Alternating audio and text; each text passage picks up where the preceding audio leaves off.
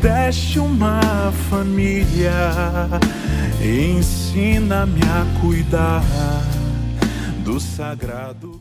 Em nome do Pai, do Filho e do Espírito Santo. Amém. Queridos irmãos e irmãs, sejam muito bem-vindos hoje para o 6º dia da nossa novena dedicada a São José. Com muita fé, com muita devoção, façamos a oração de São José. Oração a São José. Salve, guardião do Redentor e esposo da Virgem Maria. A vós, Deus confiou o seu Filho. Em vós, Maria depositou a sua confiança. Convosco, Cristo tornou-se homem. Ó bem-aventurado José, mostrai-vos Pai também para nós, e guiai-nos no caminho da vida. Alcançai-nos graça, misericórdia e coragem, e defendei-nos de todo mal. Amém. Agora em silêncio, apresente a Deus, por intercessão de São José, a sua intenção para esta novena.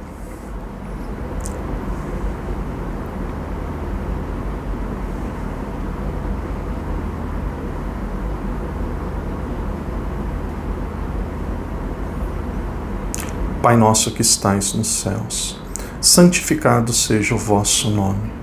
Venha a nós o vosso reino. Seja feita a vossa vontade, assim na terra como no céu. O pão nosso de cada dia nos dai hoje. Perdoai-nos as nossas ofensas, assim como nós perdoamos a quem nos tem ofendido. E não nos deixeis cair em tentação, mas livrai-nos do mal. Amém. Ave Maria, cheia de graça, o Senhor é convosco. Bendita sois vós entre as mulheres, e bendito é o fruto do vosso ventre, Jesus. Santa Maria, Mãe de Deus, rogai por nós, pecadores, agora e na hora de nossa morte. Amém. Glória ao Pai, ao Filho e ao Espírito Santo, como era no princípio, agora e sempre. Amém. São José, rogai por nós. Queridos irmãos e irmãs, sejam muito bem-vindos hoje para o nosso 6º dia da novena dedicada a São José. O tema de hoje é São José, patrono universal da Igreja. Queridos irmãos e irmãs, a reflexão de hoje será dividida em 3 partes. Primeiro o padre vai falar, nós vamos meditar qual a Igreja de Jesus. Depois a segunda nós vamos meditar sobre maus católicos. E a terceira, como lidar com os maus católicos, como lidar com problemas, com dificuldades, com contra-testemunho na Igreja. Então o primeiro tema, o primeiro assunto é a Igreja de Jesus. Nós precisamos respeitar todas as pessoas, precisamos respeitar todas as religiões. E quando nós falamos em religião, alguns já ouviram o padre dizer isso, o padre vai falar de forma rápida, quem sabe um dia a gente faz um vídeo mais longo ou uma formação só sobre isso. Quando a gente fala em religião, existem 3 formas diferentes de religião. Nós temos o panteísmo. Panteísmo acredita que tudo é Deus, a árvore é Deus, a natureza é Deus, tudo é Deus, ou tudo tem parcela de Deus. Depois nós temos o politeísmo. O politeísmo acredita que existem vários deuses, inúmeros deuses diferentes. Tem o Deus do trovão, o Deus do vinho, o Deus do amor, o Deus do dinheiro, e aí tem vários deuses diferentes. Nós temos o monoteísmo. O monoteísmo acredita em um só Deus. Primeiro, o panteísmo já não se sustenta. Por que não se sustenta? Como que nós vamos dizer que tudo é Deus se as coisas se corrompem, se as coisas se acabam? Como que você vai dizer que uma árvore é Deus se Deus não tem princípio, não tem fim, a árvore começou e ela termina? Então, nós acreditamos que o panteísmo não é uma boa atitude, não é uma boa escolha. O politeísmo é a mesma coisa. Se existem vários deuses, um é maior, um menor, e aquele que é menor não é Deus, aquele que é menor é criatura, aquele que é menor é subordinado. Então, nós acreditamos que é impossível haver muitos deuses, porque se houvessem muitos, haveria uma hierarquia, e aquele que está menor, ele não pode ser menor. Deus não é menor, Deus ele está acima de tudo. Então, nós já descartamos também este modo de pensar que nós chamamos de politeísmo. E aí nós chegamos no monoteísmo. O monoteísmo é acreditar que existe um Deus. Existem 3 religiões básicas que são monoteístas. Nós temos o judaísmo, o islamismo e nós temos também o cristianismo. E aqui é preciso escolher entre uma destas duas, o judaísmo ou o islamismo. Daqui a pouco nós chegamos no cristianismo. Por que é preciso escolher entre uma dessas duas? Quando nós voltamos lá no começo da Bíblia, voltamos lá para o capítulo 12 de Gênesis, Deus, principalmente versículo 3 e 4. Deus ele faz uma promessa a Abraão. Abraão, deixa a sua casa e você terá uma grande descendência, eu vou abençoá-lo. Abraão e Sara, naquele momento, Sarai não podiam ter filhos. Depois, por uma bênção de Deus, ele disse que ele teria filhos, e aí ele acreditava que podia acontecer. Infelizmente não conseguia ter uma filha com a esposa, com Sarai, e ele teve uma filha com uma escrava, Agar, e esse filho se chamou Ismael. Então nós tínhamos Ismael. Depois de Ismael, Deus ele fez uma promessa. Deus ele continuou prometendo a Abraão e ele teve um filho, teve Isaac. Isaac foi o segundo filho, mas foi o filho com a sua esposa. E aqui existe uma questão. Qual é o filho da promessa? Qual que é o filho que vai ser abençoado? Deus prometeu que de Abraão sairia uma grande descendência. Essa descendência de Abraão, para que lado que ela vai? Ela vai para o lado de Ismael, que é o primogênito, ou ela vai para o lado de Isaac, que é o segundo, mas é com a esposa? Então aqui tem que ver um lado. Às vezes você está num trevo, você tem que escolher um lado, e você escolher um lado, você tem que ir até o fim. Então, aqui tem 2 opções. Nós que somos cristãos, nós que somos católicos, acreditamos que a promessa é para o homem e para a mulher, é como se fosse para o marido e para a esposa, para o casal. Então, a promessa de Deus não era para um relacionamento extraconjugal, não era para um relacionamento com a escrava. A promessa de Deus era para Abraão e a sua mulher, Sarai. Então, nós acreditamos que é Isaac. Então, os muçulmanos, com todo respeito, aqui existe uma guerra, os muçulmanos acreditam que a religião da promessa é do primeiro filho, é com Israel, com Ismael, e nós acreditamos que a religião da promessa é com Isaac, que é com o segundo filho. Porém, tudo aquilo que os judeus acreditavam que o Salvador faria, tudo aquilo que os judeus acreditavam que eram sinais do Salvador e do Messias, esses sinais se cumprem em Jesus.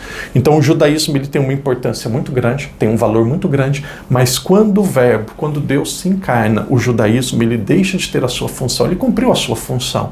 É como se ele deixasse de existir para começar a existir a religião fundada pelo próprio Deus, deixada pelo próprio Deus.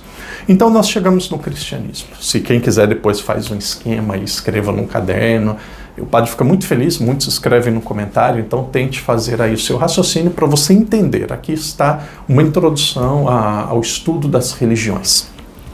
Quando nós chegamos no cristianismo, existem mais ou menos 30 mil igrejas, uma ensinando diferente da outra. Tem gente que ensina para guardar o sábado, tem gente que ensina para guardar o domingo, tem gente que fala que Maria teve filho, Maria não teve filho, tem gente que fala que a ceia é aquilo, a ceia é aquilo. 30 mil igrejas, uma ensinando diferente da outra. Qual que é a certa? Todos falam qual é a certa, todos falam que elas são a certa. Padre, qual a certa? Essa é uma das questões mais fáceis de se resolver. Mais fáceis e mais tranquilas. Acompanhe o raciocínio do padre. Jesus deixou uma igreja. Essa igreja de que Jesus deixou foi aproximadamente no ano 30. Logo, a igreja de Jesus deve vir do ano 30.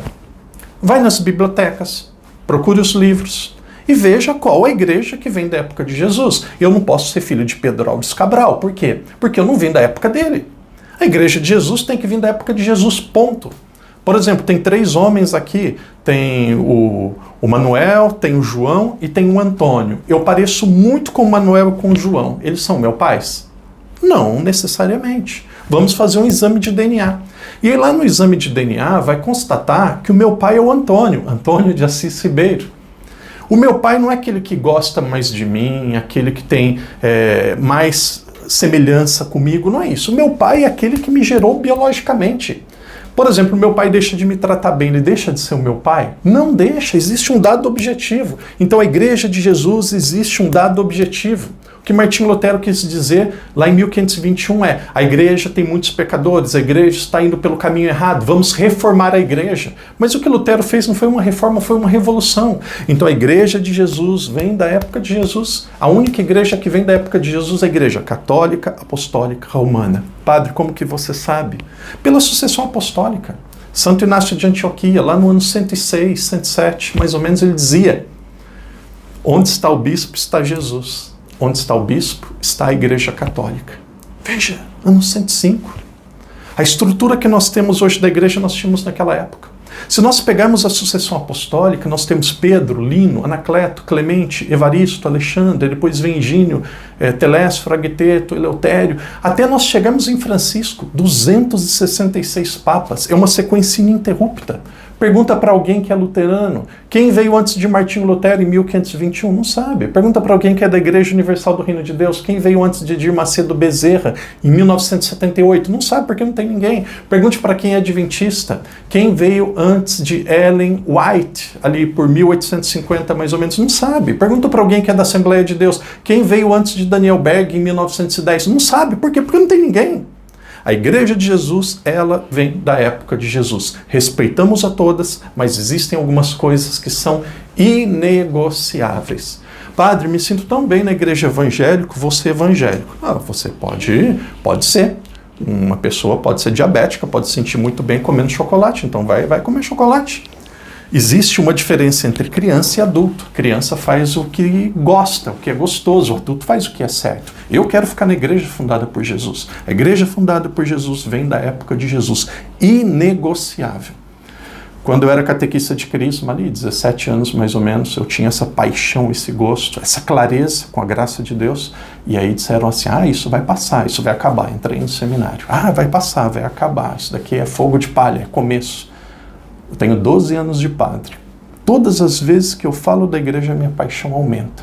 Por quê? Porque eu estou falando da verdade. Estou falando da continuação da obra deixada por Jesus. A igreja de Jesus vem da época de Jesus. A igreja que vem da época de Jesus é a igreja católica, apostólica, romana. Como o meu pai não deixa de ser meu pai, pelo comportamento dele, bom ou ruim, a igreja de Cristo não deixa de ser de Cristo, porque existe um dado histórico, existe um dado objetivo que não pode ser mudado. Só se Jesus voltar e fundar outra igreja. Nunca vi falando sobre isso. Primeiro ponto. Segundo ponto, padre, vai ser rápido, mas é uma catequese que é para a vida. Uma catequese para a vida.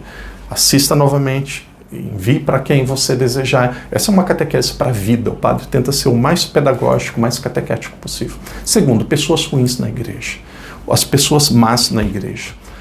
Alguns dizem assim, padre, tem muita gente ruim na igreja. Tem mesmo. Padre, tem muita heresia na igreja, tem muito ensinamento errado na igreja. Tem mesmo. Padre, nós temos muito contra-testemunho na igreja. Tem mesmo. Padre, por que você está dizendo que tem mesmo? Não seria melhor tirar essas pessoas e ficarem só os bons? Não. Jesus, ele diz que a igreja é como uma grande rede de peixes. Uma grande rede. Nessa rede tem peixes bons e peixes ruins. A igreja é como uma seara. É como uma grande plantação. Tem o joio e tem o trigo. Eles vão crescer juntos. Eles vão crescer juntos. Todas as vezes na história que se tentou arrancar o joio e jogar fora. Todas as vezes na história que se tentou pegar os peixes maus, ruins e jogar fora. Deu problema. Sabe por quê? Porque por melhor que seja a estrutura, o mal está dentro do ser humano. Claro que nós precisamos combater o mal. Claro que nós precisamos chamar a heresia pelo nome de heresia. Claro que nós precisamos batalhar, claro que nós precisamos dizer aquilo que é certo, aquilo que é errado. Porém, querido irmão, querida irmã, aprenda, acostuma-se. Você vai conviver até o último dia da sua vida, se você for católico, com pessoas boas, pessoas ruins. Por quê? Porque o mal está dentro do ser humano. A heresia está dentro da igreja. O espírito de Satanás, o espírito do demônio entrou dentro da igreja, está na igreja até hoje. Então esse é o segundo ponto. A igreja tem peixes bons e ruins. Aprenda a conviver com isso. Você não vai resolver o problema. Não são as nossas indignações que vai tirar as pessoas que estão erradas da igreja. E aí o terceiro e último ponto. O que fazer diante dessa situação? Resposta muito clara e muito direta. Fique do lado certo. Padre, aqui tem uma pitada de orgulho. Fique do lado certo. O seu lado é o certo? Não, o lado certo é o lado católico de verdade. Existe um lado católico fake, existe um lado católico verdadeiro. Por exemplo, qual que é o lado católico verdadeiro? Qual que é o lado certo? Seja contra o aborto. Qual que é o lado certo? Seja contra a pena de morte. Qual que é o lado certo? Seja contra a ordenação de mulheres. Qual que é o lado certo? Seja contra a ordenação de padres. Qual que é o lado certo? Acredite que Jesus ressuscitou de verdade E não é apenas um imaginário, um desejo psicológico. Qual que é o lado certo? Acredite que Jesus não é um revolucionário social que veio trazer justiça social e prazer e bens materiais e foi apenas como se fosse um sindicalista. Jesus, fique do lado certo, não fique do lado do Che Guevara, achando que você... Che Guevara, Stalin, e achando que você está sendo católico com isso.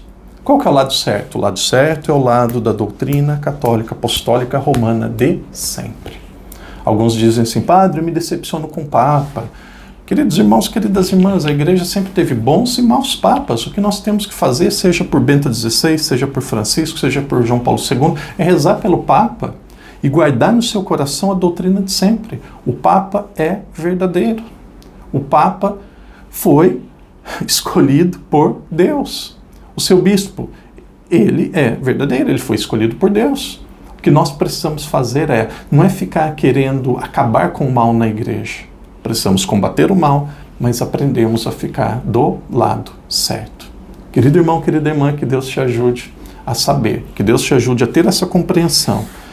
Isso daqui vai te ajudar a evitar muitas decepções desnecessárias. Que Deus te ajude a saber que escândalos haverão, ai de quem cometê-los. Que Deus te ajude a saber que peixes bons e ruins estarão na mesma rede. O joio e o trigo estarão na mesma seara, estarão na mesma plantação. Porém, fique do lado certo. Fique do lado certo. Esse é um canal e espero que Deus me dê a graça. Esse é um canal que quer ficar do lado certo. Esse é um canal de defesa da igreja. Todos são convidados. Temos espíritas de várias religiões, mas esse é um canal católico, da Igreja Católica Apostólica Romana. O padre pede desculpa, o vídeo ficou um pouco longo, mas eu penso que é uma catequese para a vida. Aprenda a conviver com os peixes ruins. Aprenda a conviver com o joio. Padre, esse orgulho, você acha que está do lado certo? Não, pode ser que eu tenha joio dentro de mim, mas em relação à doutrina, pensamento, eu sei e quero ser fiel até o fim à verdadeira Igreja Católica. Que Deus te abençoe, que Deus te proteja. Se você acompanha esse vídeo quando ele está sendo postado, um abençoado fim de semana. Reze, medite e persevere. Em nome do Pai, do Filho e do Espírito Santo. Amém.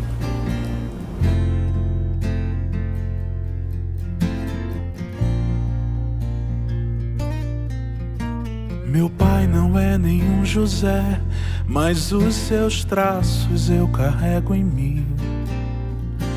No seu olhar há tanta história que tantas vezes eu não entendi. Nas vezes que o vi chegar e o meu abraço ele não encontrou. A ausência estava em meu lugar, indiferença sufocando amor. Quanta saudade de ser apenas um menino no colo de minha mãe. Sem mais querer caber nos seus braços, tornei-me um órfão por minha decisão. Mas trago aqui meu coração e o confio à doce Mãe de Deus, que me amou e me acolheu e ensinou-me a amar os meus. Meu Deus, me deste uma família, ensina-me a cuidar do sagrado que há aqui, que tantas vezes esqueci.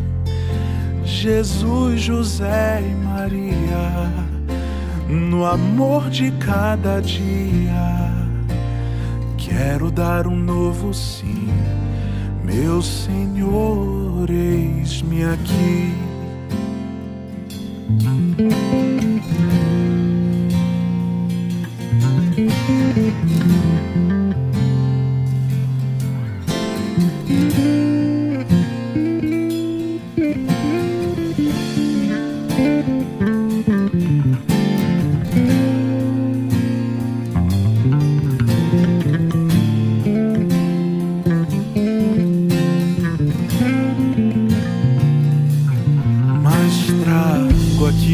Coração e o confio à doce Mãe de Deus, que me amou e me acolheu e ensinou-me a amar os meus.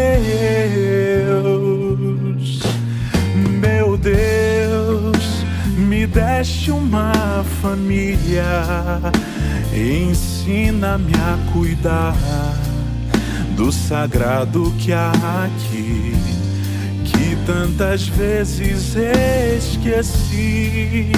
Jesus, José e Maria, no amor de cada dia, quero dar um novo sim. Meu Senhor, me deste uma família, ensina-me a cuidar do sagrado que há aqui, que tantas vezes esqueci. Jesus, José e Maria, no amor de cada dia, quero dar um novo sim. Meu Senhor, eis-me aqui.